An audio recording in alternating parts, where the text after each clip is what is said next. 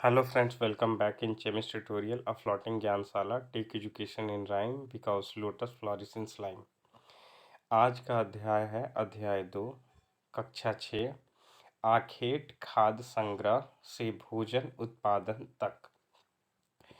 तुषार की रेल यात्रा। तुषार अपने एक रिश्तेदार की शादी में दिल्ली से चेन्नई जा रहा था।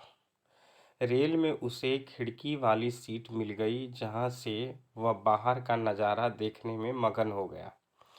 तेज दौड़ती गाड़ी से उसने देखा कि पेड़ पौधे घर खेत खलिहान बड़ी तेजी से पीछे की ओर छूटते चले जा रहे हैं। तभी उसके चाचा ने उसके कंधे पर हाथ रख कर कहा, पता है लोगों ने मात्र 150 साल पहले रेल से यात्रा करनी शुरू की थी। तो फ्रेंड्स, बात यह है कि दिल्ली से चेन्नई जाने के दौरान तुषार जो है रेल की यात्रा कर रहा था अपने चाचा के साथ। तभी उसके चाचा ने ये बात उसे बताई कि 150 साल पहले ही केवल रेल यात्रा शुरू हुई है। तो बस तो उसके कुछ दशक बाद आई। तुषार सोचने लगा कि जब लोगों के पास आने जाने के लिए तेज रफ्तार वाली सवारियां नहीं थी तो क्या ये यात्रा ही नहीं करते थे? क्या वे अपनी सारी जिंदगी एक ही जगह बिता दिया करते थे? नहीं, ऐसी बात नहीं थी। तो फ्रेंड्स, बात क्या थी कि आखिर पुराने समय में लोग कैसे यात्रा करते थे। आइए हम इसके बारे में विस्तार से पढ़ेंगे कि जब रेल नहीं आई थी, जब बस नहीं थे, तो लोग यात्रा कैसे करते थे। आरंभिक मानव, आखिर वे इधर उधर क्यों घूमते थे? तो फ्रेंड्स, हम लोग ये बात जानते हैं कि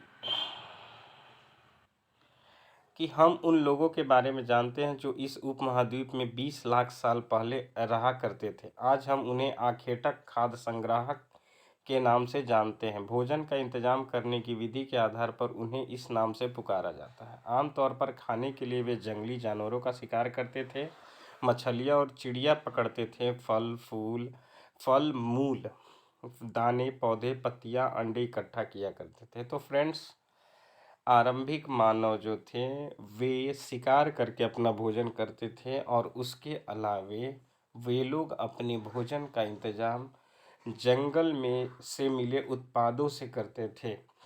जंगल से उन्हें फूल फल फूल और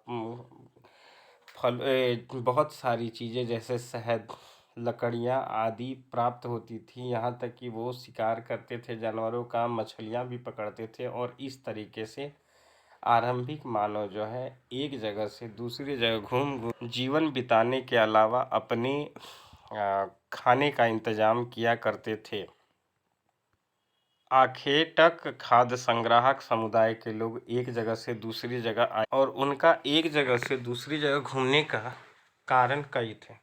पहला कारण तो यह था कि अगर वे एक जगह से पर ज़्यादा दिनों तक रहते थे तो आसपास के पौधे, फलों और जानवरों को ख़त्म कर देते थे खा करके। इसीलिए और भोजन की तलाश में इन्हें दूसरी जगह पर भी जाना पड़ता था। और दूसरा कारण तो यह था कि जानवर अपने शिकार के लिए या फिर हिरन और मवेशी अपना चारा ढूंढने के लिए एक जगह से दूसरी जगह जाया करते थे। इसीलिए इन जानवरों का शिकार करने वाले लोग भी इनके पीछे पीछे जाया करते थे। तो फ्रेंड्स, बात कारण कई थे, जैसे कि अब ये लोग अपने भोजन की तलाश में जिस तरीके से भटकते थे उसी तरह जानवर भी अपने भोजन की तलाश में भटकते थे। तो जानवर अपना शिकार खोजते थे और ये जो मानव थे ये अपना भोजन तलाशते थे। इस तरीके से लोग एक जगह से दूसरी जगह आया जाया करते थे और एक घुमक्कड़ की तरह अपने जीवन को बिताते थे। और फ्रेंड्स, तीसरा कारण यह है कि पेड़ों और पौधों में फल फूल अलग अलग मौसम में आते हैं। इसीलिए लोग उनकी तलाश में उपयुक्त मौसम के अनुसार अन्य इलाके में घूमते थे। यानी फ्रेंड्स, जिस मौसम में जो फल मिलेंगे वो अलग अलग जगहों पर मिलते थे। तो जिस मौसम में जो फल जहाँ मिलते थे वहाँ ये लोग घूमते थे और जा कर के फलों को इकट्ठा करते थे। और चौथा कारण यह है कि पानी के बिना किसी भी प्राणी या पेड़ पौधे का जीवित रहना संभव नहीं होता था और पानी झीलों, झरनों तथा नदियों में ही मिलता था। यद्यपि कई नदियों और झीलों का पानी कभी नहीं सूखता था। कुछ झीलों और नदियों में पानी बारिश के बाद भी मिल पाता था। इसीलिए ऐसी झीलों और नदियों के किनारे बसे लोगों को सूखे मौसम में पानी की तलाश में इधर-उधर भटकना या आना-जाना पड़ता था। तो फ्रेंड्स, बात यह है, चौथी कारण इसमें कि जो पेड़-पौधे या प्राणी थे वो जीवित रहना संभव अगर उनके लिए नहीं हो पाता था उन जगहों पर जहाँ पर पानी की कमी थी, तो ये लोग पानी, झीलों या झरनों और नदियों के जगह पर गर्मियों के मौसम में या सूखे के मौसम में चले जाते थे, जहाँ इन्हें पानी की उपलब्धता मिल जाती थी, यानी कि पानी वहाँ मौजूद होता था, जिससे इनका गुजारा हो पाता था। और सूखे मौसम में पानी की तलाश में ही इन्हें उधर-उधर भटक तो और इस कारण से वे लोग फिर पानी की तलाश में और भोजन की तलाश में एक जगह से दूसरी जगह, जो आरंभिक मानव थे, वो आया जाया करते थे। आरंभिक मानव के बारे में जानकारी कैसे मिलती है? पुरातत्वविदों को कुछ ऐसी वस्तुएं मिली हैं जिनका निर्माण और उपयोग आखेटक खाद्य संग्राहक किया करते थे। यह संभव है कि लोगों ने अपने काम के लिए पत्थरों, लकड़ियों और हड्डियों के औजार बनाए हों। इनमें से पत्थरों के औजार आज भी बचे हुए हैं। इनमें से कुछ औजारों का उपयोग फल फूल काटने, हड्डियां और मांस काटने तथा पेड़ों की छाल और जानवरों की खाल उतारने के लिए भी किया जाता है। इनमें से कुछ औजारों का उपयोग फल फूल काटने, हड्डियां और मांस काटने तथा पेड़ों की छाल और जानवरों की खाल उतारने के लिए किया जाता था। कुछ के साथ हड्डियां और लकड़ियों के मुट्ठे लगाकर भाले और बाण जैसे हथियार बनाए जाते थे। कुछ औजारों से लकड़ियां काटी जाती थी। लकड़ियों का उपयोग ईंधन के साथ साथ झोपड़ियां और औजार बनाने के लिए भी किया जाता था। तो फ्रेंड्स, बात यह है कि पहले लोग पत्थरों के औजार, जो आरंभिक मानव थे, ये पत्थरों के औजार का इस्तेमाल करते थे। पत्थरों के औजार के बाद इन लोगों ने हड्डियों के औजार बनाने शुरू किए और धीरे धीरे फ्रेंड्स, ये हम पाएंगे कि जैसे जैसे इनका विकास होता गया वैसे वैसे इनके जो औजार थे उनमें भी वृद्धि होती गई। वो काफ़ी ज़्यादा पैने या नुकीले होने लगे और ज़्यादा हल्के भी होने लगे, जिससे ये आसानी से शिकार। पत्थर के औजारों का उपयोग है फ्रेंड्स, जहाँ अब बाएं तरफ देख सकते हैं, इंसान के खाने योग्य जड़ों को खोदने और दाएं वाले भाग में जानवरों की खाल से बने वस्त्रों को सिलने के लिए किया जाता था। तो फ्रेंड्स, इस तरीके से औजारों का भी अलग अलग उपयोग था फ्रेंड्स। तो आप फ्रेंड्स इस मानचित्र में देख सकते हैं कि ये जो लाल त्रिकोण वाला इलाका है, ये फ्रेंड्स वो इलाके हैं जहाँ पर पूरा स्थल है, जहाँ पर आखेटक खाद्य संग्रह होने के प्रमाण मिले हैं। तो ये फ्रेंड्स, ये जो लाल त्रिकोण आपको दिखाई दे रहा है, कुरनूल गुफाएं, हुशंगी, उसके अलावा भीमबेटका, ये वो इलाके हैं फ्रेंड्स जहाँ पर पूरा पाषाणिक पूरा। इसके अलावा फ्रेंड्स, ये जो आप ब्लू में स्क्वायर में देख रहे हैं, ये 9 पाषाणिक पुरास्थल हैं, जिसके नाम मिहरगढ़, बुरझोम, कोल्डीवा, महागढ़ा, चिरांद, दाऊजली हेडिंग, उसके अलावा फ्रेंड्स ये पैथमपल्ली है, हल्लूर है। ये कुछ एग्जाम्पल है 9 पाषाणिक पुरास्थल के। और महापाषाणिक पुरास्थल जो ग्रीन से दिख रहे हैं फ्रेंड्स, आदिन चिल्लूर, उसके अलावा ब्रह्मगिरी, ये कुछ ऐसे स्थल है जो महापाषाणिक युग के हैं। और आरंभिक गांव जो थे फ्रेंड्स, ये भी इसमें मेंशन है, जैसे इनाम गांव है। और आधुनिक नगर भी फ्रेंड्स मिले हैं जो स्टार से डिनोटेड है। कोलकाता है, मुंबई है। ये कुछ ऐसे नगर थे जो कि आधुनिक नगर उस समय हुआ करते थे फ्रेंड्स। चूंकि पत्थर के उपकरण बहुत महत्वपूर्ण थे, इसीलिए लोग ऐसी जगह ढूंढते रहते थे जहां अच्छे पत्थर मिल सकें। शैल चित्रकला, इनमें से क्या पता चलता है? तो फ्रेंड्स, जिन गुफाओं में लोग रहते थे उन्हें में कुछ की दीवारों पर चित्र मिले। इनमें कुछ सुंदर उदाहरण मध्य प्रदेश और दक्षिण उत्तर प्रदेश की गुफाओं से मिले हैं फ्रेंड्स। इन चित्रों को कुशलता से सजीव चित्रण किया गया है, जिसमें यही दिखाया गया है फ्रेंड्स कि आगे मतलब ये आखेटकों क्या अपना एक कारण दिखाया गया, जैसे कि ये भीमबेटका आधुनिक मध्य प्रदेश का इलाके का है ये तस्वीर। इस पुरास्थल पर गुफाएं एवं कंदराएं मिली हैं। लोग इन गुफाओं में इसलिए रहते थे क्योंकि यहाँ उन्हें बारिश, धूप और हवाओं में राहत मिलती थी। ये गुफाएं नर्मदा घाटी के पास है। तो फ्रेंड्स, क्या आप बता सकते हैं कि रहने के लिए लोगों को यह जगह क्यों चुनी गई होगी? फ्रेंड्स, ये जो पुरास्थल की गुफाएं हैं, कंदराएं मिली हैं, यहाँ लोग रहा करते थे और बारिश से, धूप से बचा करते थे और हवाओं से भी। ये फ्रेंड्स एक तस्वीर है उस इलाके की, जिसे आप देख सकते हैं ड्राइंग में। तो फ्रेंड्स, जैसा कि आप देख रहे हैं, यह है पुरास्थल। पुरास्थल उस स्थान को कहते हैं जहां औजार, बर्तन और इमारतों जैसी वस्तुओं के अवशेष मिलते हैं। ऐसी वस्तुओं का निर्माण लोगों ने अपने काम के लिए किया था और बाद में वे उन्हें वहीं छोड़ गए। तो कहने का मतलब है फ्रेंड्स कि जब तक उन्हें उस वस्तु की, यानी कि अपने औजार की ज़रूरत पड़ी, तब तक उन्होंने उसका इस्तेमाल किया, बर्तनों का इस्तेमाल किया, फिर वो उसे वहीं छोड़ गए। ये ज़मीन के ऊपर, अंदर, कभी कभी समुद्र और नदी की तल में भी पाए गए हैं। इन पुरास्थलों के बारे में आपको अगले अध्याय में भी बताया जाएगा। तो फ्रेंड्स, ये जो पुरास्थल है, ये वही स्थान है जहाँ पर ये जो आरंभिक मानव थे वे कभी रहा करते थे और अपने औजार, बर्तनों आदि का इस्तेमाल किया करते थे और उसी तरह वहीं छोड़ गए। तो फ्रेंड्स, बात करते हैं आग की खोज। कुरनूल गुफा, यहाँ राख के अवशेष मिले हैं। इसका मतलब यह है कि आरंभिक लोग आग जलाना सीख गए थे। आग का इस्तेमाल कई कार्यों के लिए किया गया होगा, जैसे कि प्रकाश के लिए, मांस भूनने के लिए और ख़तरनाक जानवरों को दूर आदि भगाने के लिए।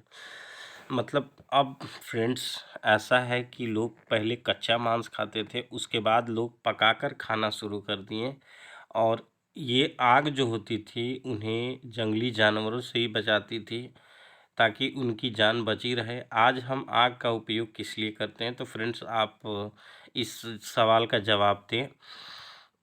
नाम और तिथियाँ, हम जिस काल के बारे में पढ़ रहे हैं, पुरातत्वविदों ने उनके बड़े बड़े नाम रखे हैं। आज आरंभिक काल को वे पूरा पाषाण काल कहते हैं। दो शब्द पूरा यानी कि प्राचीन और पाषाण का मतलब होता है पत्थर। इनसे बना हुआ है पूरा पाषाण काल। यह नाम पूरा स्थलों से प्राप्त पत्थर के औजारों के महत्व को बढ़ाता है। पूरा पाषाण काल 20 लाख साल पहले से 12,000 साल पहले के दौरान माना जाता है। इस काल को भी 3 भागों में बांटा गया, एक आरंभिक, एक मध्य एवं तीसरा है उत्तर पूरा पाषाण युग। मानव इतिहास की लगभग 99% कहानी इसी काल के दौरान घटित हुई है। तो फ्रेंड्स, जैसा कि मैंने कहा कि पूरा पाषाण काल जो है 20 साल पहले से 12,000 साल पहले के दौरान मानी गई है और इसे 3 भाग में बांटा गया है, जिसमें आरंभिक, मध्य और उत्तर पूरा पाषाण युग आते हैं। और जिस काल में हमें पर्यावरणीय बदलाव मिले हैं उसे मेसोलिथ यानी कि मध्य पाषाण युग कहते हैं, जिसमें फ्रेंड्स हमें बदलाव देखने को मिलेंगे। ये वो समय है जब 12,000 साल पहले से लेकर 10,000 साल पहले तक इसे माना जाता है। इस काल में पाषाण औजार आमतौर पर बहुत छोटे थे। इन्हें माइक्रोलिथ यानी लघु पाषाण कहा जाता है। प्रायः इन औजारों में हड्डियों या लकड़ियों के मूठे लगे हंसिया और आरी जैसे औजार मिलते हैं। साथ साथ पूरा पाषाण युग वाले औजार भी इस दौरान बनाए जाते रहे हैं। तो फ्रेंड्स, मैंने आपको पहले ही कहा कि जैसे जैसे युग बढ़ता जाएगा फ्रेंड्स, वैसे वैसे इनके हथियारों में भी विकास मिलेगा और धीरे धीरे आप फ्रेंड्स ये पाएंगे कि ये काफ़ी ज़्यादा हल्के होने लगेंगे। और इनकी सबसे बड़ी बात ये रहेगी कि इनकी धातुएं भी बदलने लगेगी, यानी कि ये अलग अलग धातुओं का भी इस्तेमाल करना शुरू कर देंगे अपने औजारों को बनाने के लिए, ताकि वो पैने हों, हल्के हों और शिकार करने में इन्हें सहूलियत हो, या फिर लकड़ियों काटने हों, या फिर अन्य किसी काम में अगर हथियारों का इस्तेमाल हो तो उसमें सहूलियत हो। तो फ्रेंड्स, अगले युग की शुरुआत लगभग 10,000 साल पहले होती है। इसे नवपाषाण युग कहा गया है। नवपाषाण का मतलब क्या होता है? हमने कुछ स्थानों के नाम दिए हैं। अगले अध्याय में तुमने ऐसे अनेक नाम मिलेंगे। अक्सर हम पुराने स्थानों के लिए उन नामों का प्रयोग करते हैं जो आज प्रचलित है, क्योंकि हमें ज्ञात नहीं है कि उस काल में उनके क्या नाम रह रहे होंगे। तो फ्रेंड्स, बहुत सारी ऐसी जगह थी इतिहास में, जिसके पुराने समय में क्या नाम है ऐसा नहीं प्रमाण के तौर पर पता चल पाया है, इसलिए हम लोग आधुनिक नाम का इस्तेमाल वहाँ के लिए किया करते हैं। बदलती जलवायु। लगभग 12,000 साल पहले दुनिया की जलवायु में बड़े बदलाव आए और गर्मी बढ़ने लगी। इसके परिणाम स्वरूप कई क्षेत्रों में घास वाले मैदान बनने लगे। इससे हिरन, बारहसिंघा, भेड़, बकरी और गाय जैसे उन जानवरों की संख्या बढ़ी जो घास खाकर जिंदा रह सकते थे। तो फ्रेंड्स, बात यह है कि 12,000 साल पहले अचानक जलवायु में परिवर्तन आने लगा और परिवर्तन आने के कारण घास वाले मैदान बनने शुरू हो गई, गर्मी बढ़ने लगी और जिस कारण से इसमें बारहसिंगा, भेड़, बकरी आदि अन्य जानवर भी जिंदा रह सकते थे। तो जो लोग इन जानवरों का शिकार करते थे वे भी इनके पीछे आए और उनके खाने पीने की आदतों और प्रजनन के समय की जानकारी हासिल कर पाए। तो फ्रेंड्स, इसमें आप देखेंगे कि जानवरों के प्रजनन की भी कहानी हमें समझने को मिलेगी और ये जानकारी भी होगी कि कब इन लोगों को, यानी कि आरंभिक मानव जो थे, इन्हें जानकारी होगी कि कब ये जानवर प्रजनन करेंगे। हो सकता है कि तब लोग इन जानवरों को पकड़कर अपनी ज़रूरत के अनुसार पालने की बात भी सोचने लगे हों। साथ ही इस काल में मछली भी भोजन का महत्वपूर्ण स्रोत बन गई थी। तो फ्रेंड्स, उस समय तक लोग जो है मछली खाना शुरू कर दिए थे और मछली इनके भोजन में एक मुख्य आहार के रूप में कार्य कर रही थी। खेती और पशुपालन की शुरुआत। इसी दौरान उपमहाद्वीप के अलग अलग इलाकों में गेहूँ, जौ और धान जैसे अनाज प्राकृतिक रूप से उगने लगे थे। शायद महिलाओं, पुरुषों और बच्चों ने इन अनाजों को भोजन के लिए बटोरना भी शुरू कर दिया था। साथ ही वे यह भी सीखने लगे होंगे कि यह अनाज कहाँ उगते हैं, कब पककर तैयार होते हैं। ऐसा करते करते लोगों ने इन अनाजों को खुद पैदा करना सीख लिया होगा। इस प्रकार धीरे धीरे वे कृषक बन गए होंगे। तो फ्रेंड्स, बात हम कर रहे हैं खेती की। तो ये खेतीहर किसान यानी कि कृषक का काम होता है।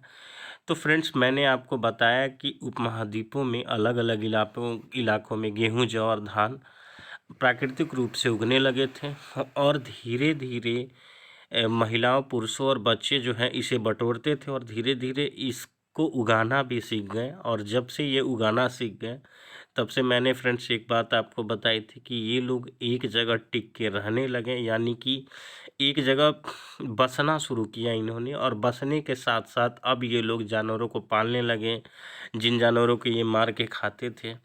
और उसके अलावे खेती करना शुरू किया इन्होंने।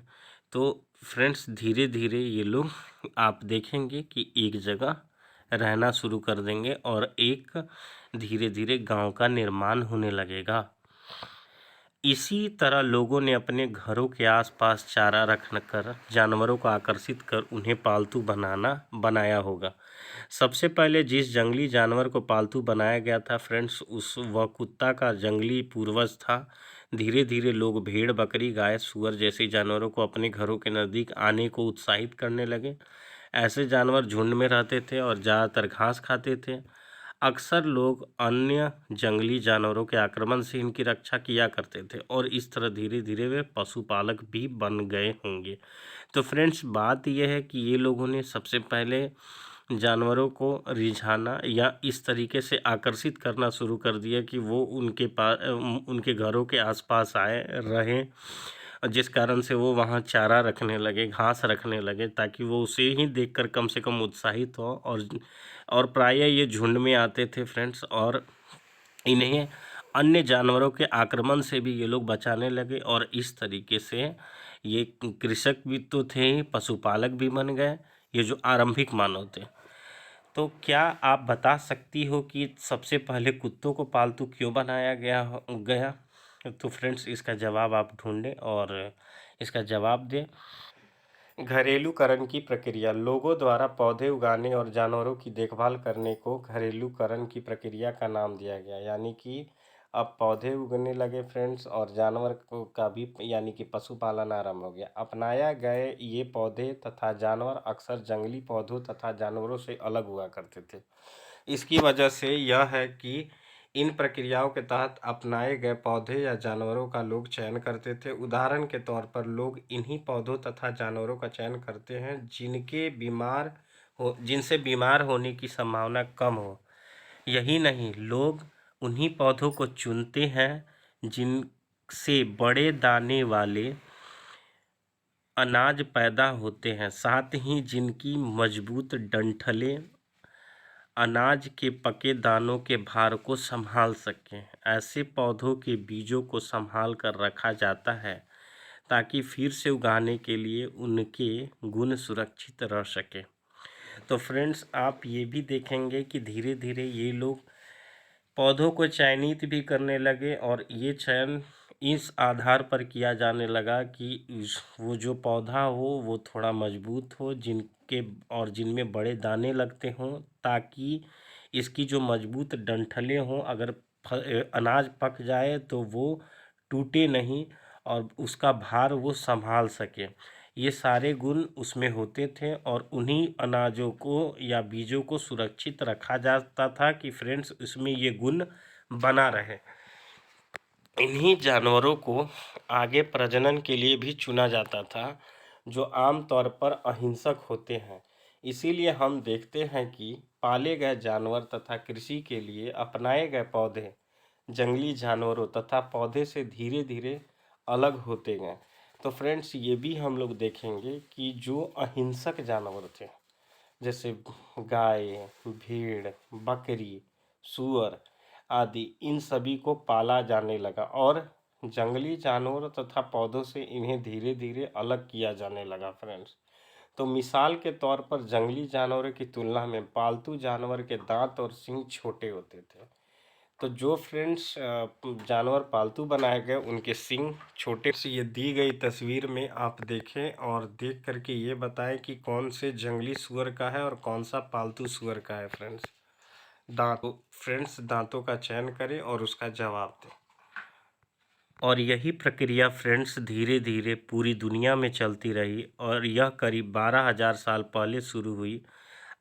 सच में तो वास्तव में आज हम जो भोजन करते हैं वह इसी प्रक्रिया की वजह से है। कृषि के लिए अपनाई गई सबसे प्राचीन फसलों में गेहूं तथा जौ आते हैं।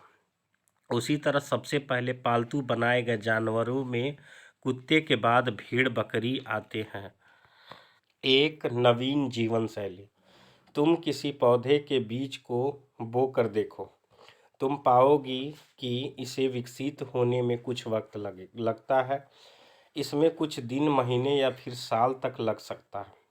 इसीलिए जब लोग पौधे उगाने लगें तो उनकी देखभाल के लिए उन्हें एक ही जगह पर लंबे समय तक टिक कर रहना पड़ता था, ताकि वो फसलों को बचा सके प्राकृतिक आपदाओं से और उसके अलावा जानवरों से भी। तो प्राकृतिक आपदाओं का मतलब मेरा फ्रेंड्स बाढ़ या सूखे से तो नहीं है, बाढ़ और सूखे से तो बचाया नहीं जा सकता है। मेनली फ्रेंड्स इनकी देखभाल की जा सके, अ, जैसे कि अब जानवर अगर इसे बर्बाद करने आए फ्रेंड्स तो उसे ये बचा सकें, ये जो आरंभिक मानव है उसके अलावे खरपतवार को हटा सकें, उसके अलावे जानवरों और चिड़ियों से इनकी रक्षा कर सकें। बहुत से काम शामिल थे। कटाई के बाद अनाज का उपयोग बहुत संभाल कर करना पड़ता था। तो फ्रेंड्स ये जो जीवन की नई जीवन शैली थी, इसमें फ्रेंड्स मेहनत था और उस मेहनत के साथ साथ अलावे फ्रेंड्स इसको संजोना था और ऐसा कह सकते हैं कि फ्रेंड्स उस अनाज की हिफाजत करनी थी जब तक फसल खेत में मौजूद होती थी। उसके अलावे भी खेत की कटाई होने के बाद भी इसकी देखभाल करनी होती थी, इसका रख रखाव अच्छे से करना होता था अनाज का, बीज का, ताकि इसे दोबारा भी इस्तेमाल किया जा सके और अनाज में किसी तरह का कोई कीड़ा या फिर किसी तरह की खराबी ना आए या फिर अनाज बर्बाद ना हो। इसीलिए लोगों को इसके भंडारण की बात सोचनी पड़ी। बहुत से इलाकों में मिट्टी के बड़े बड़े बर्तन बनाए गए, टोकरियाँ बुनी या फिर ज़मीन में गड्ढा खोदा गया फ्रेंड्स, क्या तुम्हें लगता है कि शिकारी या भोजन संग्रह करने वाले बर्तन बनाते और उनका प्रयोग करते होंगे? अपने जवाब का एक कारण दो। तो फ्रेंड्स, जानवर चलते फिरते खाद्य भंडार। जानवर बच्चे देते हैं, जिससे उनकी संख्या बढ़ती है। अगर जानवरों की देखभाल की जाए तो उनकी संख्या तो बढ़ती ही है, साथ ही उनसे दूध भी प्राप्त हो सकता है, जो भोजन का एक अच्छा स्रोत है। यही नहीं, जानवरों से हमें मांस भी मिलता है। दूसरे शब्दों में पशुपालन भोजन के भंडारण का एक तरीका है। तो फ्रेंड्स, जानवर पालने का मुख्य कारण था उनसे मिलने वाले जानवरों के उत्पाद, जैसे कि अब मांस की बात कर ले, या फिर अंडे की बात कर ले, या फिर उसके दूध की बात कर ले, या फिर ऊन की बात कर ले। तो फ्रेंड्स, ये सारी चीज़ें हमें जानवरों से मिलती हैं, और जिस कारण से इनका पालन आरंभ हुआ था। भोजन के अलावे जानवरों से और क्या क्या मिल सकता है? तो फ्रेंड्स, मैंने अभी बताया कि भोजन के अलावे ऊन भी मिलता है इनसे, उसके अलावे गोबर भी मिलता है। तो ये वो चीज़ें हैं जो कि फ्रेंड्स भोजन के अलावे मिल सकती हैं, और अगर आपको कुछ पता है तो उसकी लिस्ट बनाएं।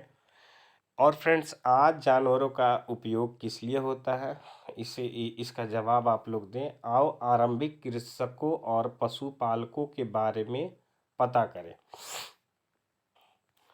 इनमें से प्रत्येक फ्रेंड्स, जहां पुरातत्वविदों को शुरुआती कृषकों और पशुपालकों के होने के साक्ष्य मिले हैं, ये पूरे उपमहाद्वीप में पाए गए। तो फ्रेंड्स, साक्ष्य के अनुसार पुरातत्वविदों ने कृषकों और पशुपालकों के होने की, यानी कि मौजूदगी को दर्शाया या बताया है। इनमें सबसे महत्वपूर्ण पश्चिमोत्तर क्षेत्र में, आधुनिक कश्मीर में और पूर्वी तथा दक्षिणी भारत में पाए गए हैं। वास्तव में ये निर्दिष्ट स्थान कृषकों और पशुपालकों की बस्तियां थी या नहीं, इसे जांचने के लिए वैज्ञानिक खुदाई में मिले पौधों और पशुओं की हड्डियों के नमूनों का अध्ययन करते हैं। इनमें से सबसे रोचक जले हुए अनाज के दाने के अवशेष भी मिले हैं। मतलब ऐसा लगता है कि ये गलती से या फिर जानबूझकर जलाए गए होंगे। वैज्ञानिक इन अनाज के दानों की पहचान कर सकते हैं। इस तरह हमें पता चलता है कि इस उपमहाद्वीप के विभिन्न भागों में बहुत सारे फसलें उगाई जाती रही होंगी। वैज्ञानिक विभिन्न जानवरों की हड्डियों की भी पहचान कर सकते हैं। तो फ्रेंड्स, ये जो वैज्ञानिक हैं या पुरातत्वविद या इतिहासकार, ये लोग जो हैं साक्ष्य के आधार पर ये बताते हैं कि यहाँ के लोग आखेटक थे या पशुपालक थे या फिर कृषक थे। क्योंकि यहाँ अगर जले हुए अनाज मिले हैं फ्रेंड्स, तो इसका मतलब है कि लोग जो है विभिन्न प्रकार के फसलों को यहाँ उपजाया करते थे, और एक समूह में यहाँ रहा करते होंगे, और जानवरों का भी पालन करते होंगे, क्योंकि यहाँ जानवरों की हड्डियाँ भी मिली हैं फ्रेंड्स। अस्थाई जीवन की ओर, पुरातत्वविदों को कुछ पुरास्थलों पर झोपड़ियों और घरों के निशान मिले हैं, जैसे कि बुर्ज होम, कश्मीर में पड़ता है। तो फ्रेंड्स बुर्ज होम में के लोग जो थे, गड्ढे के नीचे घर बनाते थे, जिन्हें गर्तावास कहा जाता है। इनमें उतरने के लिए सीढ़ियाँ होती थी, इससे उन्हें ठंड के मौसम में सुरक्षा मिलती होगी। पुरातत्वविदों को झोपड़ियों के अंदर और बाहर दोनों ही स्थानों पर आग जलाने की जगह मिली हैं। ऐसा लगता है कि लोग मौसम के अनुसार घर के अंदर या बाहर खाना पकाते होंगे। तो फ्रेंड्स, बातें ये हैं कि लोग जो हैं अस्थाई जीवन की ओर अब आगे बढ़ रहे थे। लोग जो थे एक जगह घर बना करके रह रहे थे। अब जैसे कि बुर्जों में एक एग्जाम्पल है, जहाँ पर गड्ढे के नीचे घर बनाया जा रहा था, जिसे गर्तवास कहा जाता था फ्रेंड्स। और हम इसके बारे में और आगे पढ़ रहे हैं। बहुत सारी जगहों में पत्थर के औजार भी मिले हैं। इनमें से कई ऐसे जो पूरा पाषाण युगीन उपकरणों से भिन्न हैं, इसीलिए इन्हें नवपाषाण युग माना गया है। तो फ्रेंड्स, इनमें वे औजार भी हैं जिनकी धार को और अधिक पैना करने के लिए उन पर पॉलिश चढ़ाई जाती थी। ओखली और मूसल का भी उपयोग मिलता है फ्रेंड्स। अनाज तथा वनस्पतियों से प्राप्त अन्य चीज़ों को पीसने के लिए किया जाता था। आज हजारों साल बाद भी ओखली और मूसल का प्रयोग अनाज पीसने के लिए किया जाता है। उसी तरह प्राचीन प्रशस्तर युगीन औजारों का निर्माण और प्रयोग लगातार होता रहा है। कुछ औजार हड्डियों से भी बनाए जाते थे फ्रेंड्स। तो फ्रेंड्स आप देख सकते हैं कुछ औजारों के उदाहरण यहाँ दिए गए हैं फ्रेंड्स, जिसे आप तस्वीर में देख सकते हैं।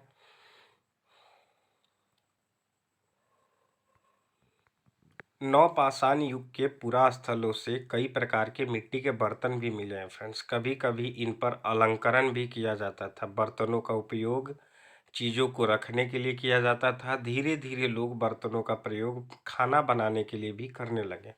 चावल, गेहूं तथा दलहन जैसे अनाज अब आहार का महत्वपूर्ण हिस्सा बन गए थे।